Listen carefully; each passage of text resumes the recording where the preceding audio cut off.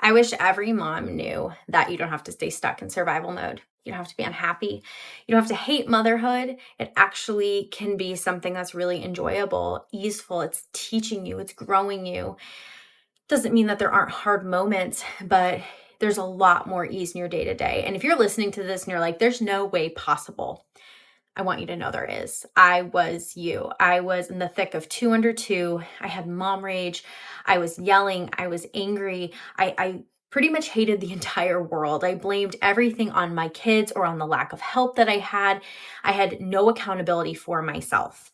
And I had no inner strength, no inner firm foundation to kind of jump off of. And yeah, I just want you to know that what you're going through, you're not alone. There are other moms, including myself, who have been there and have actually come out on the other side. Your kids don't just need to get older. You don't need to, you know, have some special morning routine or get up at 5:30 to be a happy mom.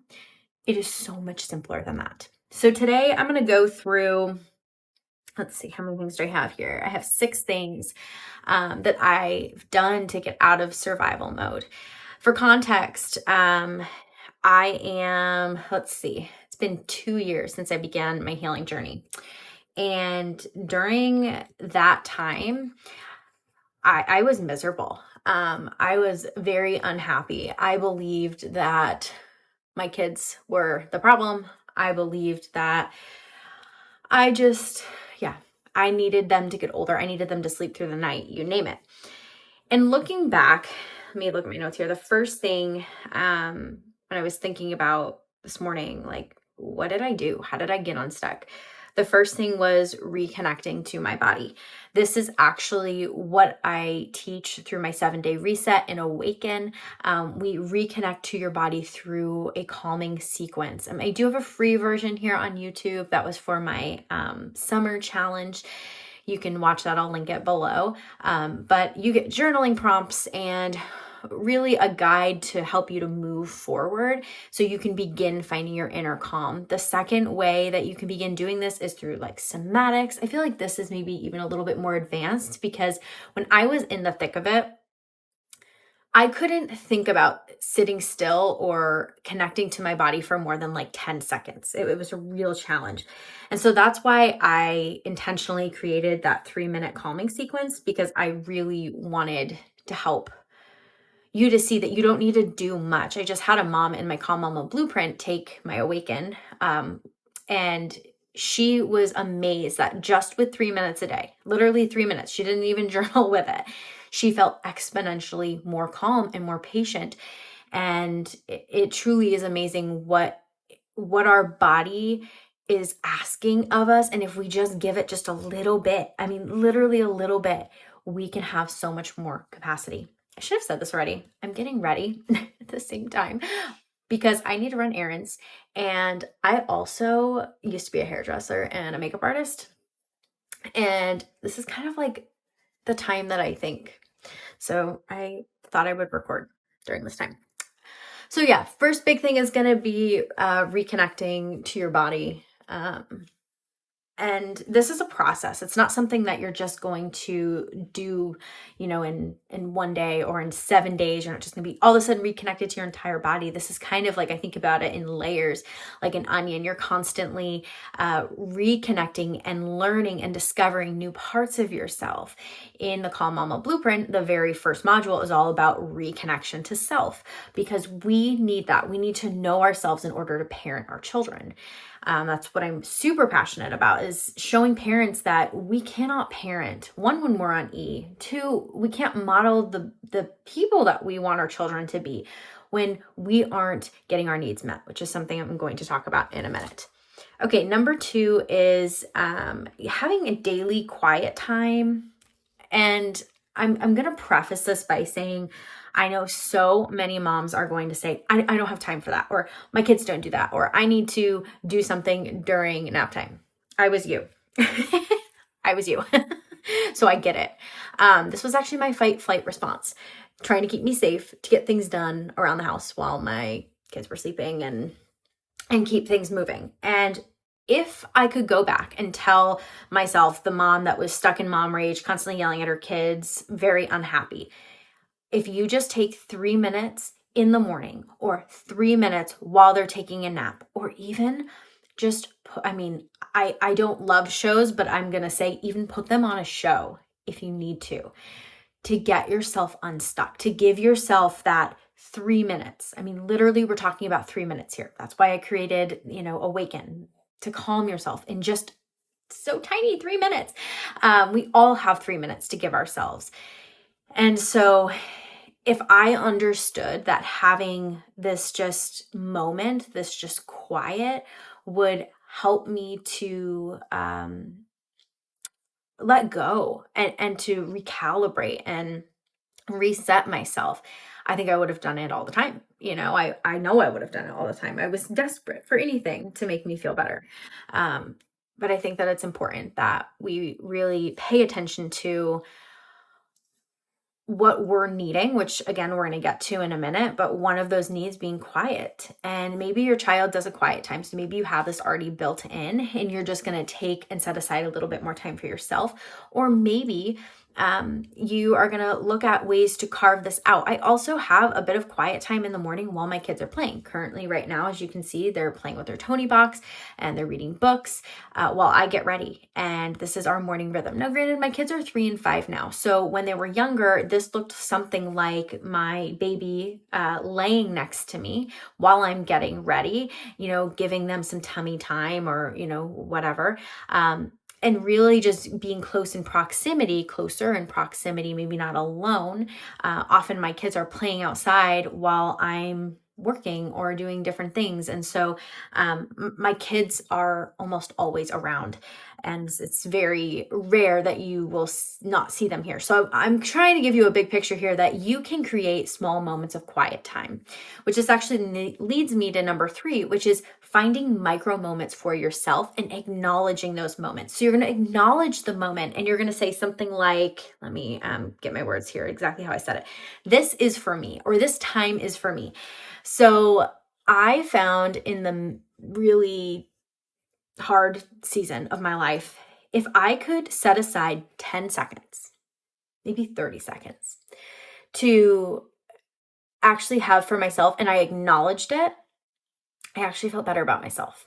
And so something I would do specifically during nap time when my youngest would want to contact nap and I got to read say 3 chapters of my book, I would say, this time is for me. And I would even say, thank you for allowing me this time for me.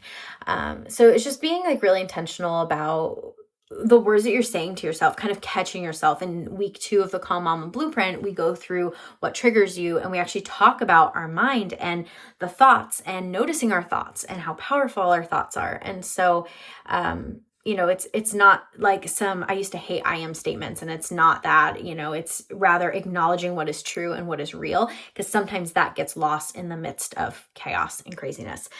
When you're really busy, it's exhausting. And so it's so easy to attach ourselves to what's not going well rather than to actually seeing what is going well. And this sometimes even looks like a celebration text.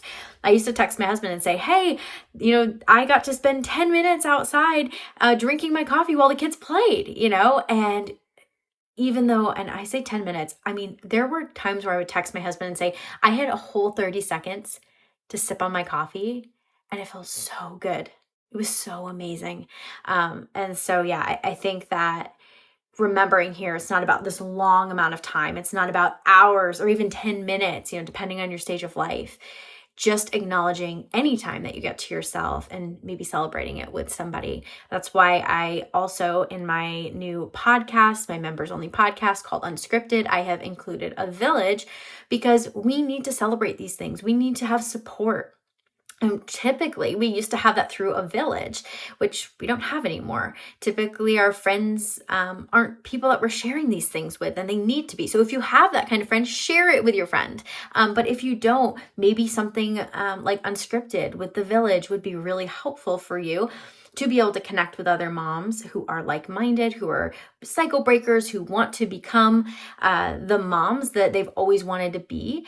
and knowing that you're kind of in this safe space to be able to share and to celebrate things that might seem silly to other moms.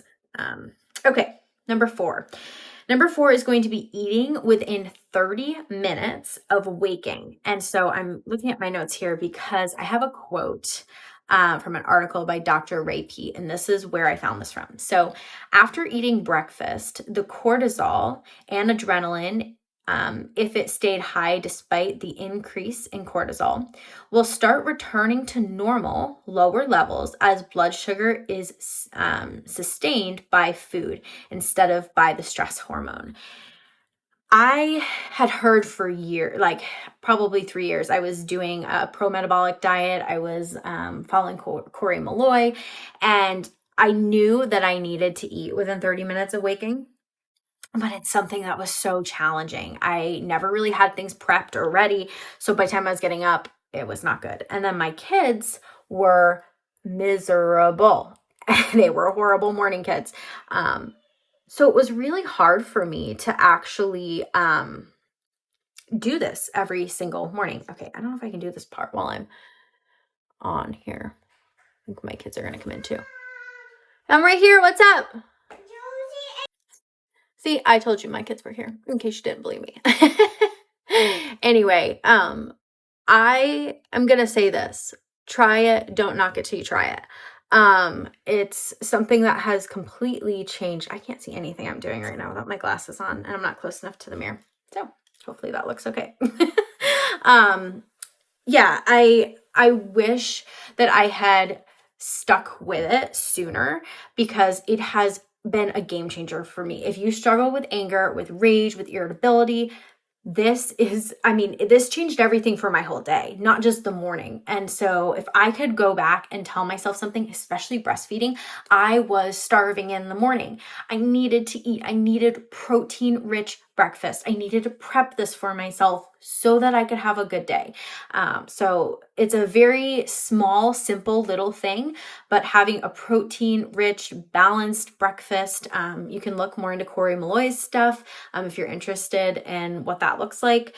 But this changed everything for me, and I've become more consistent with it in the last 6 months, and I'm just finding I am so much happier. I am so much calmer. I am so much more relaxed and regulated simply by eating food. So keep that in mind when you're going through your getting out of survival mode process. Okay, number 5. This actually comes from Corey and a podcast that she's in called The Village Sessions. And she talks about trying for the birth that you want. And I listened to this podcast episode, and I do not believe it's just about birth. So I'm going to link it in case you're interested in hearing exactly where I got this from. But I think so often we are focused on trying to get out of survival mode, and trying, in quotes, is probably not going to happen. You're leaving room for error. You're leaving room for something not to happen. This was eye-opening for me because all I simply needed to do was put more certainty behind something so that I could achieve it. I'm also been working on in recent time this idea of rebuilding, healing, what's the other word I'm looking for? Focusing on the who I want to become versus who I am, and all the necessary tools that go along with it. Although these tools are really important and they're helpful, right? They're also just tools. And I think we get so focused on I'm trying to do all the things, which means I'm so overwhelmed by all the possible things I should be doing. I have no idea what to actually do and where to start. And that is why I have the Calm Mama Blueprint, which is 5 weeks. I walk you through 5 weeks of things step by step on how to go from feeling angry, irritable, frustrated to becoming calm. We walk through that together. And I think it's really important for you to see that if you're just going to say, well, I'm going to try this course, it's probably not going to work. And if you're going to say, I'm just going to try to heal, it's probably not going to happen. So having more of a certain mindset, something more along the lines of, I am working to become calm. Or, right now I'm in the healing process. It's more certain. I also learned this through some anxiety work that I was doing, that I think so often we have, what's the word? Like, our fears, I guess, are so potent that we make them certain, we make them real. And instead, if we basically come in with this mentality of, you know, I know the facts, or I know it's true. My brain is spiraling, something that we talk about in the Calm Mama Blueprint. This is not helping, like, thank you, brain, for being protective, but you are not helping. You are not helping me to become the mom that I want to be.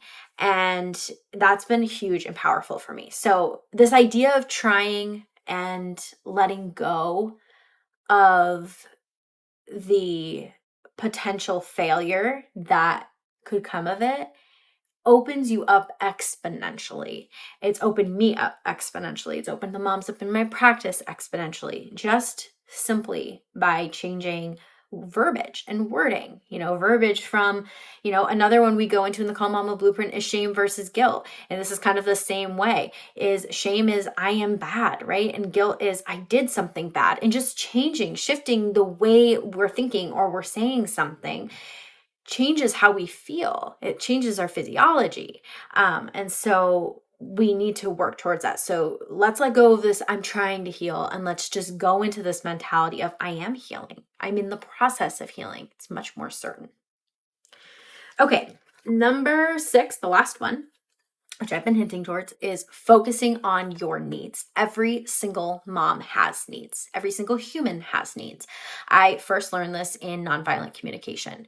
We all have universal needs. And when our needs become unmet, we have behaviors. And typically we look at, anybody's behaviors, but our children in specific, their behaviors are just a primal response to get a need met. And when we see our children in that light, it completely changes how we show up for them, how we're there for them, how we correct them, how we punish them, how we, use consequences, all the things.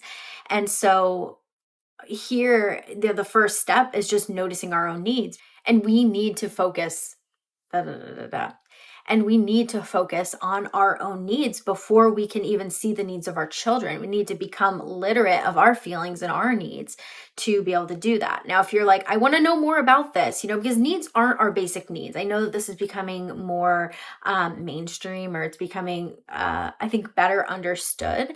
But our needs are actually things like I'm needing support, I'm needing order, I'm needing authenticity, I'm needing love, I'm needing connection. Like, we are talking about more than just food and water. Even though we did mention, eating within 30 minutes of waking, that is definitely a need. And for me, at the beginning of my journey, when I went through the basic needs and then was like, oh my gosh, I don't think I'm meeting a single one of my basic needs. And then moving into, and then I have all these other needs, which are sometimes called like abstract needs. It's like, oh my gosh, I'm just so depleted, right? I'm on E. How do I get myself a reserve tank? And this is a video I want to do, kind of how to fill yourself up, how to fill your cup, because when you're in, especially if you're a stay-at-home mom, you're not getting loads of time on your own. So how do you do this with your kids around? How do you do this? Like, I've been recording this video for 19 minutes. How do you get 19 minutes to yourself without your kids interrupting? My kids have interrupted a few times, but like, how do you do that? And so yeah, I probably should do a whole video on that. If you're interested in that, you can comment below and say, I need that video. And partly, I think I'm hesitating in recording the video is because I just don't believe that the YouTube algorithm is going to like it very much. I don't believe that it's going to think that people who are interested in this kind of stuff is going to necessarily want to listen to that. And that's why I created Unscripted, because I'm just so tired of that. But that's a rant for another day. But yeah, I think focusing in on our needs, becoming understanding, literate, aware of our needs is so important. If you want to learn more about that, I also teach about it in the Calm Mama Blueprint. And then there's, of course, nonviolent communication, which there is tons of resources that you can check that out for. So thank you for getting ready with me this morning. Thank you for sitting here. If you enjoyed this video, would you please give it a thumbs up? If you would like to see more content like this, please hit that subscribe button. But yeah, I think that's going to wrap everything up. So alrighty, you guys, I will see you in the next video.